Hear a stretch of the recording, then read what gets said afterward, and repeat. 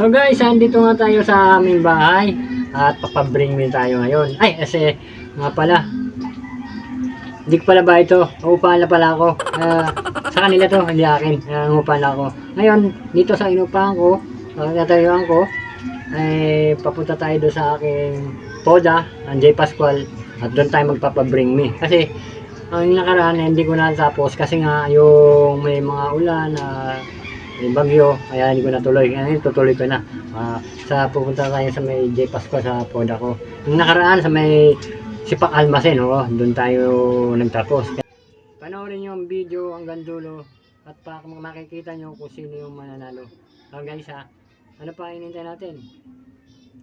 Dito na tayo at nag-aabang na sila doon. J. Pascual poda.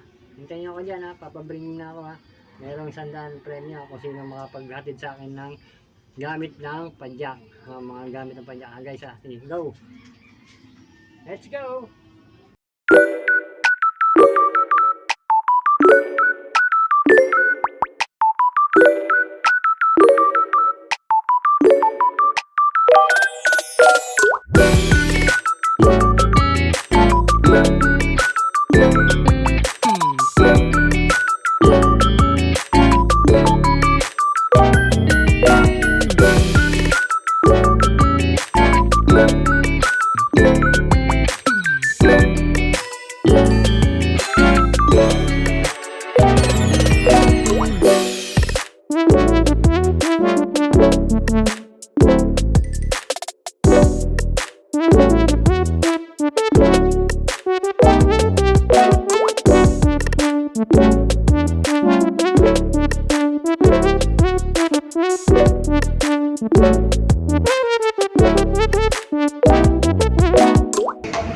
Kunan mo yan Ginagawa mo!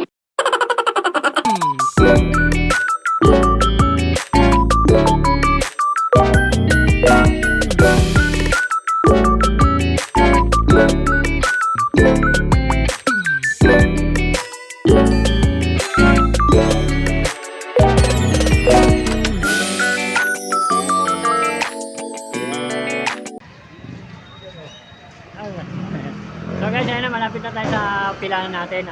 Ito na sa kanto, poda. Ayun na, malapit na tayo sa poda. At bababa na tayo. So supresahin natin yung ating mga kapadyak. Pababring me tayo. At mabigyan natin ng premyo kahit 100 man lang. Guys. Guys, bumaba na ako sa aking tricycle. At ito na, pupunta na tayo sa aking poda at papabring me na tayo. Kung sino yung unang makapagbigay sa akin ng gamit ng tricycle, merong premyo. Kapadyak, meron tayong bring me. Pag merong 100 ng premyo, pag sinabi kong bring me, dali nyo sa akin gamit ng padyak, merong premyo, 100 mga padyak. Pag sinabi kong bring me, punta kayo agad yung anong sasabihin kong premyo yung gamit ng padyak gamit ng padyak. Gamit ng padyak may premyo, 100 bring me 12-13 lang yabe, meron premyo to, 100 12-13, kung sino merong dyan yabe 12-13 may 100 premyo, kung meron dali nyo sa akin, may premyo 12-13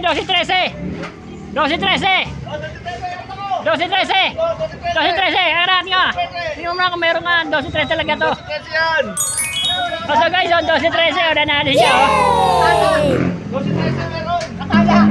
Dahil meron ka 12-13. Meron na. Dahil ikaw una pare. Meron kang 100 pesos. Meron ka panarya. Yes, salamat. Thank you.